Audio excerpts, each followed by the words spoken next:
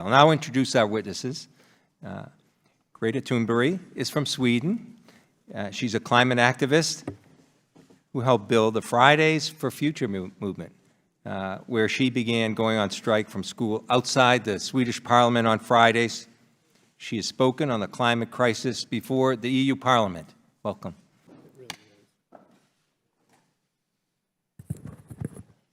My name is Greta Thunberg. I have not come to offer any prepared remarks at this hearing. I'm instead attaching my testimony.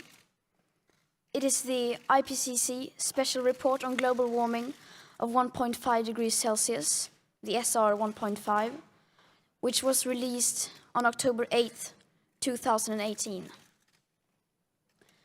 I am submitting this report as my testimony because I don't want you to listen to me. I want you to listen to the scientists. And I want you to unite behind the science. And then I want you to take real action. Thank you. You chose to submit the IPCC report in lieu of your written testimony. Could you expand on why it's so important to listen to the science?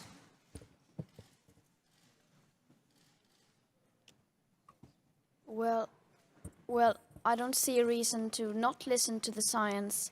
It's just such a thing that we should be taking for granted, that we listen to the current best available united science. It's just something that everyone should do. This is not political opinions, political views or my opinions. This is the science. So, yeah. Ms. Thunberg, let me ask you a question.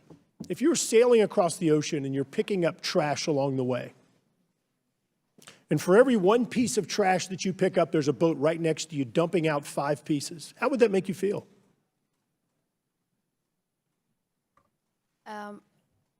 First of all, we were going so fast, there wasn't enough to pick up any trash. All right, well, if you were a slow sailor like me, how would that make you feel? Well, first of all, if you use that logic, then I am also dumping a lot of trash in the ocean.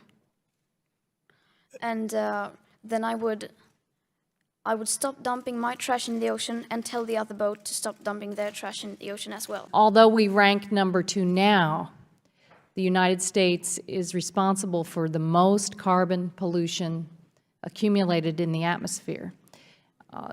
Some people say that the United States should not dramatically reduce our emissions because China and other countries aren't doing enough. I'd like to have your view on that.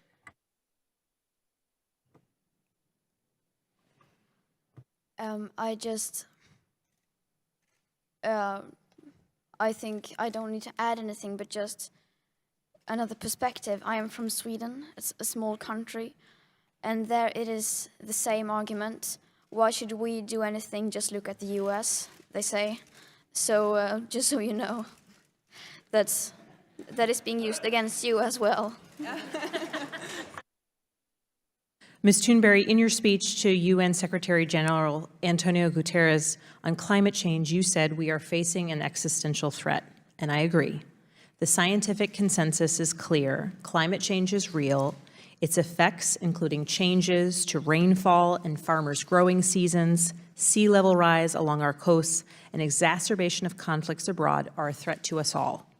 In fact, our intelligence community and 2 former secretaries of defense have cited climate change as a root cause and driver of instability and global threats, making it not just a moral imperative, but a national security imperative as well.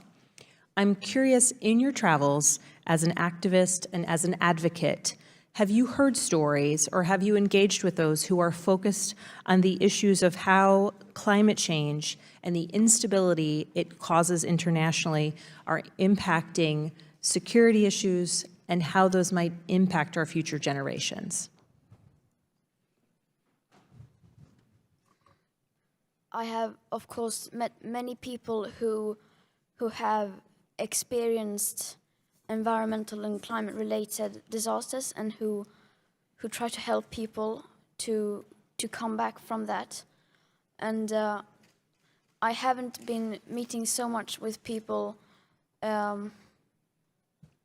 who have told me stories about it being a national security threat because I simply haven't had enough time to do that.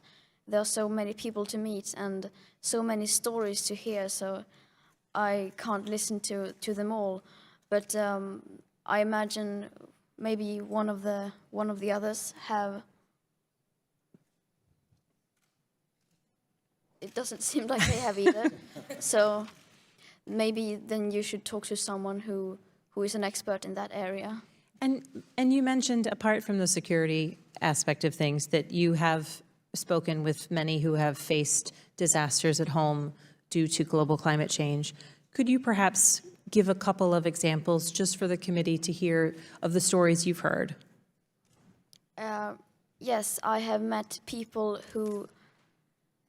whose communities were simply, whose neighborhoods were destroyed by natural disasters, who were amplified by the climate crisis.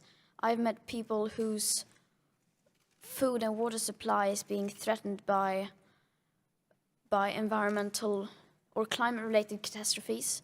And it's so sad that it's so incredibly many people, so incredibly many examples that is just horrible, because so many who have experienced this and so many who are suffering from this today. And I mean, we are already seeing the consequences, unacceptable consequences of this today, and it will only get worse the longer we delay action unless we start to act now. What is the best way to get the younger generation, teens and students involved in advocacy to address the climate crisis? And I would add to that, adults. What can we be doing? How can we get more young people involved?